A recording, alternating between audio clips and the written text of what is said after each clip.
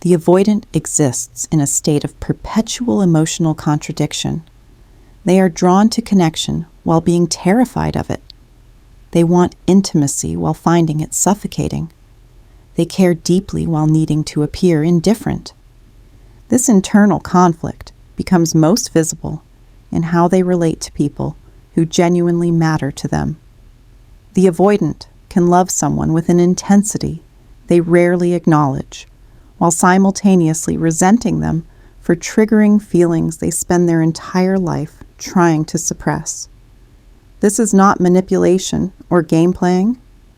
This is the devastating reality of unresolved attachment trauma, manifesting as simultaneous attraction and repulsion toward the same person.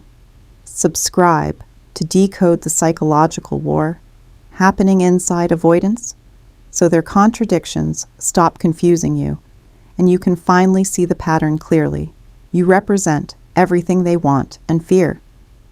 The avoidant loves you because you offer what they have always craved, but never felt safe accepting: genuine connection, emotional presence, the possibility of being truly seen and still chosen. When their defenses momentarily lower, they experience glimpses of what intimacy could feel like, but you also represent their greatest fear: vulnerability.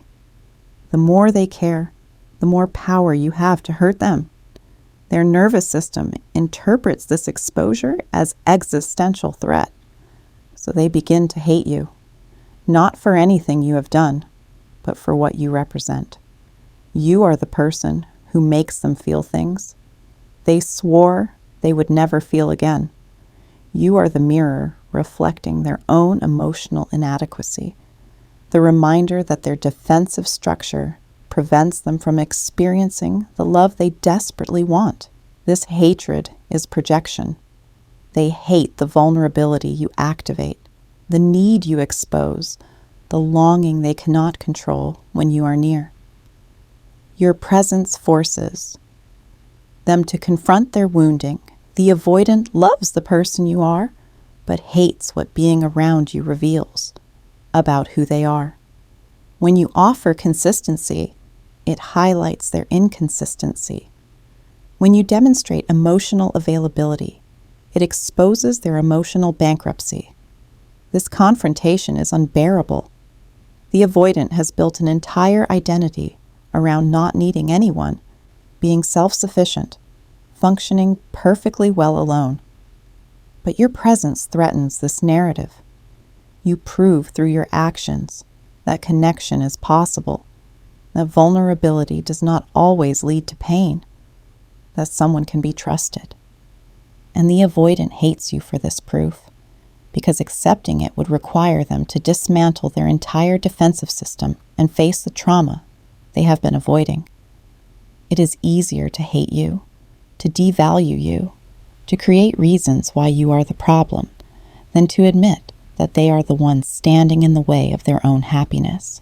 The oscillation between idealization and devaluation, a simultaneous love and hate, manifests as a cruel pattern of idealization, followed by devaluation.